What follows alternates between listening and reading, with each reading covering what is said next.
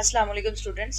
Welcome to the ChemQuest and to the analytical chemistry. And in this series of chromatography, today we are going to discuss classification of chromatographic techniques, and we will see today its part 1.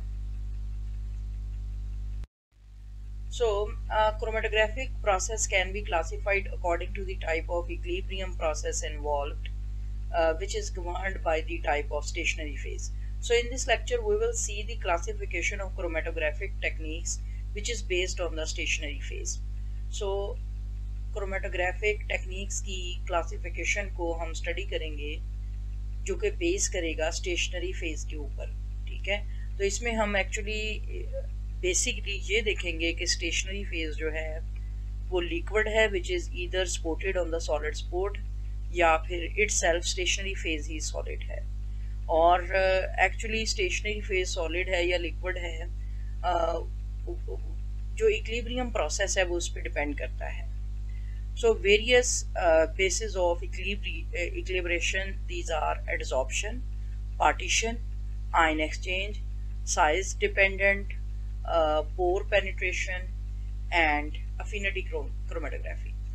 In this lecture today we are going to discuss adsorption chromatography and partition chromatography. Basically we will see that in adsorption chromatography the stationary phase is solid, while in partition chromatography the stationary phase is liquid which is coated on a solid spot. So let's see. So in case of adsorption chromatography the stationary phase is a solid on which the sample components are adsorbed. अच्छा, अब stationary phase में adsorption chromatography में stationary phase solid होती है जिसमें sample components उसके stationary phase के ऊपर एडसॉर्ब हो जाते हैं। एडसॉर्ब्ड का मतलब है एब्जॉर्प्शन ऑन द सरफेस। यानी दो तरह के फिनोमेना हैं जो ये मैंने आपको पहले लेक्चर में भी बताया है क्रोमेटोग्राफी के। एक होता है एब्जॉर्प्शन। एब्जॉर्प्शन का मतलब है कि total mixing of two components, as for example we can see the mixing of ink and water, this is the total mixing। जबकि एडसॉर्प्शन में क्या होता है कि जो सल्यूट के कंपोनेंट्स हैं वो सॉल्वेंट की सरफेस के ऊपर रहते हैं, इसको बोलते हैं एब्जॉर्प्शन ऑन द सरफेस। और ओवरऑल इसके लिए जो फिनोमेना यूज किया जाता है वो है एडसॉर्प्शन।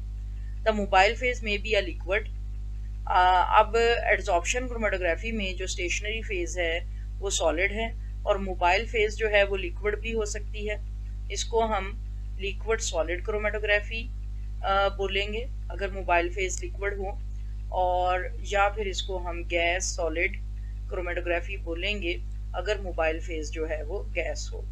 तो एडसॉर्प्शन क्रोमेटोग्राफी में हमारे पास स्टेशनरी फेज तो डेफिनेटली सॉलिड होगी, और जो मोबाइल फेज है जाहिर है वो या तो लिक्विड हो सकती है या गैस हो सकती है।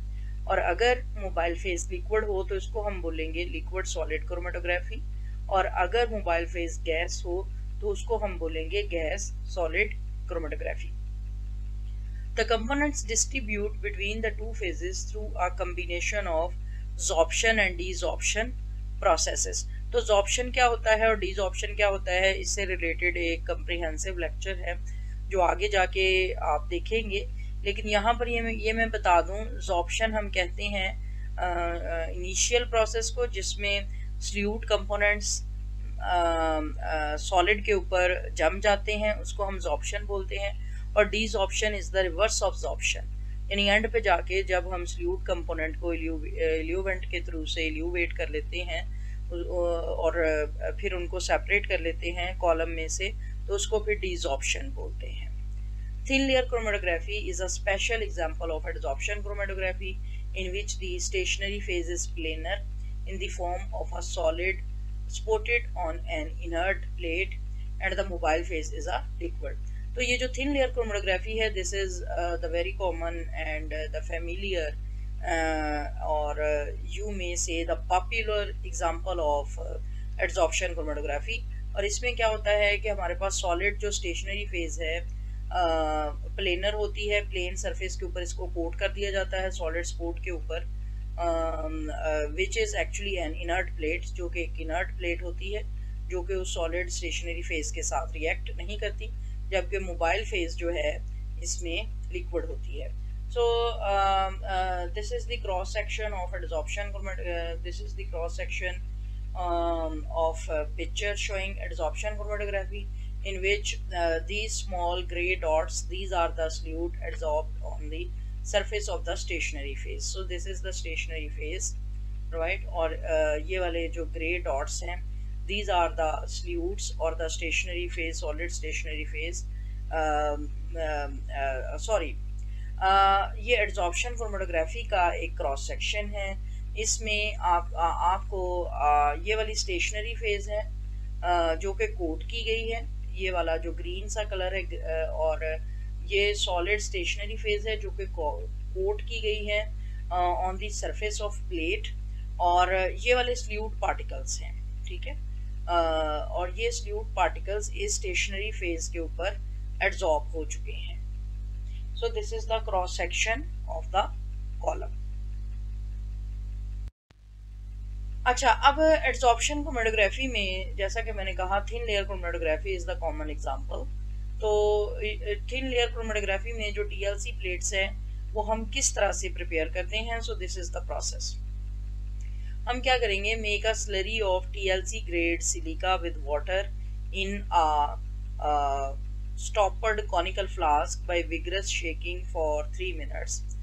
हम क्या करेंगे कि 40 ग्राम सिलिका को 80 ml वाटर के साथ मिक्स करेंगे, उसकी विगरस शेकिंग करेंगे फ्लास्क के अंदर 40 ग्राम सिलिका और 80 ml वाटर को डाल के, और इससे हम 5 प्लेट्स TLC प्लेट्स बना सकते हैं जिनकी थिकनेस इस प्लेट के ऊपर, यानी ये जो ग्लास प्लेट है और ये जो आप फिरोजी कलर देख रहे हैं ये सिलिका है, ठीक है. सिलिका की कोटिंग हम कर सकते हैं और इनकी थिकनेस होगी 0.5 mm, और ये जो मटेरियल हमने डिसॉल्व किया है इससे हम 5 सिलिका प्लेट्स इस तरह से प्रिपेयर कर सकते हैं.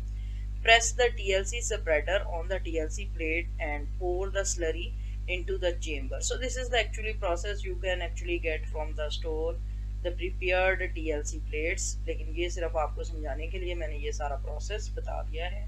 आपको प्रिपेयर्ड जो TLC प्लेट्स हैं वो केमिकल स्टोर से मिल सकती हैं.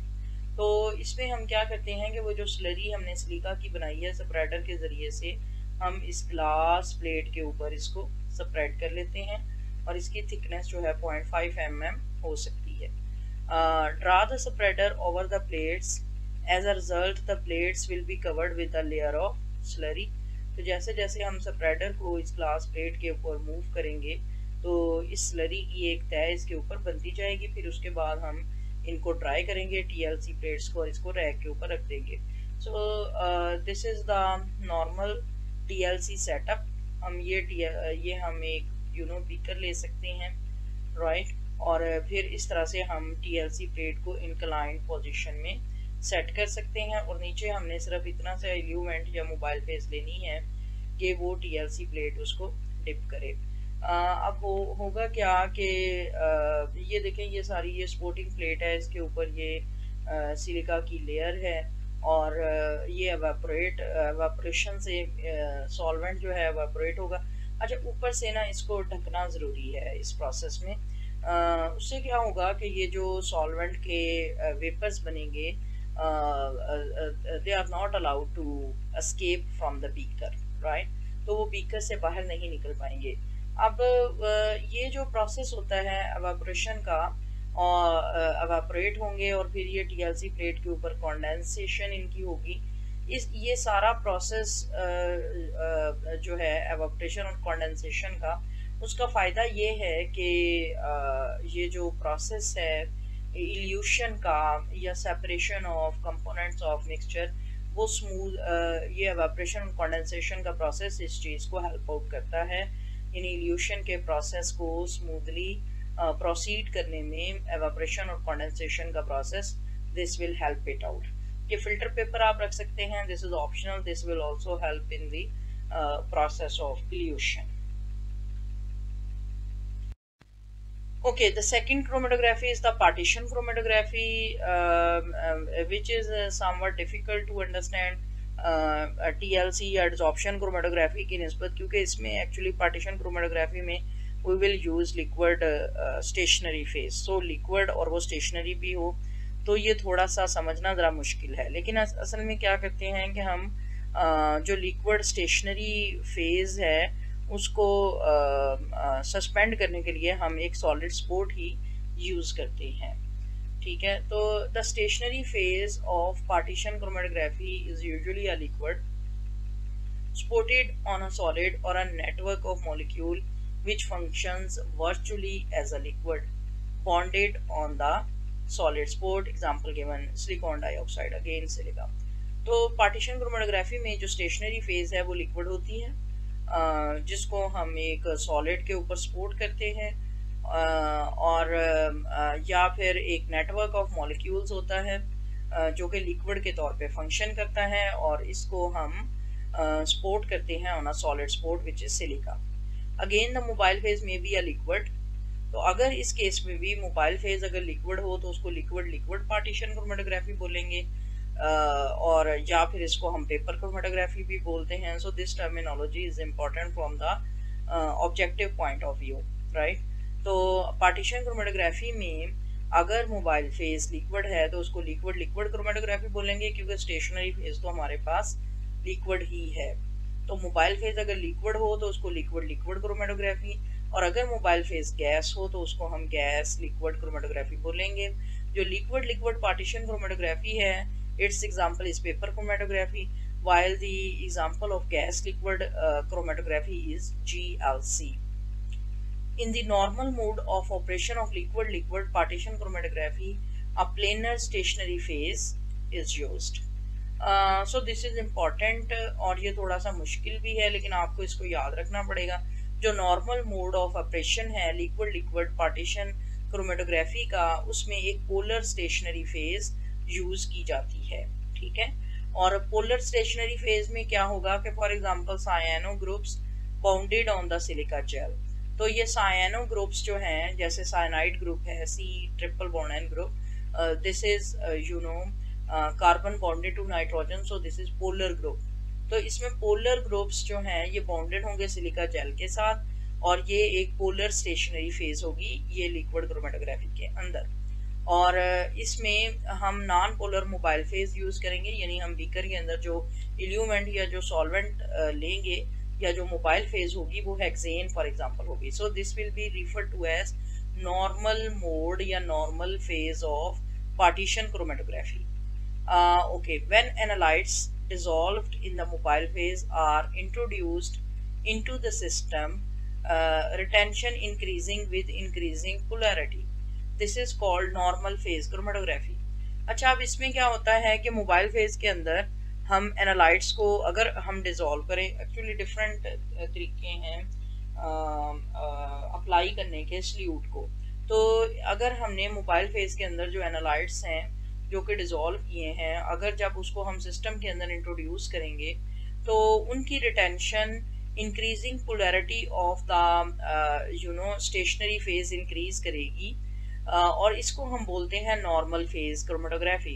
यानी जैसे जैसे हम लिक्विड या जो स्टेशनरी फेज है उसकी पोलैरिटी इंक्रीज करेंगे तो retention of the solute on the stationary phase will increase with increasing polarity of the stationary phase, और इसको हम बोलेंगे नॉर्मल फेज क्रोमेटोग्राफी। ओके, सो पार्टीशन क्रोमेटोग्राफी कॉन्टिन्यूज। जैसा कि मैंने पिछली स्लाइड पे बात की कि अगर हम स्टेशनरी फेज की पोलैरिटी इंक्रीज करेंगे तो रिटेंशन इंक्रीज करेगी सल्यूट्स की, और अगर हम एक non polar stationary phase use करेंगे पोलर मोबाइल फेज के साथ। पिछली स्लाइड पे जो नॉर्मल मोड था उसमें हमने जो मोबाइल फेज थी वो नॉन पोलर थी यानी हेक्सेन। तो ये जो रिवर्स फेज है इसका उल्ट हो जाएगा, यानी अब हम stationary phase non polar use करेंगे जबकि मोबाइल फेज जो है वो पोलर यूज करेंगे, और इस केस में retention of solute will decrease with increasing polarity. तो जैसे जैसे इस केस में हम मोबाइल फेज की पोलैरिटी को इंक्रीज करेंगे तो retention of solute stationary phase के ऊपर डिक्रीज होती जाएगी। This mode of operation is termed reverse phase chromatography and is presently the most widely used mode। ठीक है, तो इसको हम रिवर्स फेज जाहिर है यानी उसका उल्ट रिवर्स फेज क्रोमेटोग्राफी बोलेंगे। और अब आजकल के दौर में ये जो रिवर्स फेज क्रोमेटोग्राफी है, this is the most widely used mode. Normal phase chromatography significantly predates the reverse phase mode and was originally called liquid chromatography. Predates का मतलब यानी पिछले वक्तों में, ठीक है। तो पहले इनिशियली जो है वो नॉर्मल फेज क्रोमेटोग्राफी ही यूज की जाती थी और इसी को हम लिक्विड क्रोमेटोग्राफी कहते थे। Only after reverse phase chromatography came along, the need arose to distinguish between the two. Okay. तो जब रिवर्स फेज क्रोमेटोग्राफी जो है उसको यूज किया गया, then it was felt that there is need to distinguish between the two and the older version still more prevalent then was termed normal phase. तो अब चूंकि जो वर्जन पहले यूज हुआ था उसको नॉर्मल फेज का नाम दे दिया गया, ठीक है। उस वक्त यानी मोर प्रिवलेंट, उस वक्त पुराने वक्तों में जो नॉर्मल मूड है, नॉर्मल फेज क्रोमेटोग्राफी है, जिसमें हम स्टेशनरी फेज पोलर यूज करते थे, ठीक है। रिवर्स फेज में stationary phase non polar use की जाती है and the mobile phase vice versa, ठीक है। ये रिवर्स फेज क्रोमेटोग्राफी है और ये मोर मॉडर्न वर्जन है। आजकल मॉडर्न वर्जन यानी रिवर्स फेज क्रोमेटोग्राफी ही यूज की जाती है, जबकि ओल्डर वर्जन जो है पुराने वक्तों में ज्यादा प्रेवलेंट था, ज्यादा यूज किया जाता था और चूंकि वो पहले इन्वेंट उसको किया गया था इसलिए उसको नॉर्मल फेज का नाम दिया गया। जबकि जो बाद में जो कि अब मोस्ट वाइडली यूज्ड है, अब ज्यादा यूज किया जाता है, उसको रिवर्स फेज क्रोमेटोग्राफी का नाम दिया गया। Now again this is a cross section of a figure showing partition chromatography. अच्छा, अब ये क्रॉस सेक्शन है ओपन ट्यूबुलर कॉलम का। ओपन ट्यूबुलर कॉलम थोड़ा सा मैंने फर्स्ट लेक्चर के अंदर डिस्कस किया था। तो actually this is the cross section of a capillary tube और ये कैपिलरी ट्यूब के अंदर ये जो ग्रे सेक्शन है ये कोटेड किया गया है ये स्टेशनरी फेज को, ठीक है। ये स्टेशनरी फेज जो है इसके ऊपर कोट की गई है। This is open tubular column and the solute dissolved in liquid phase bounded to the surface of column. These gray dots, these are the solutes which are dissolved in liquid phase and now they have been bounded to the surface of the column. So this is the cross section showing partition chromatography. Thank you very much for watching this lecture, which was about the classification of chromatographic techniques based on the stationary phase. We will meet with an other lecture which is actually the part 2 of the classification of chromatographic techniques based on stationary phase. Till then, Allah Hafiz.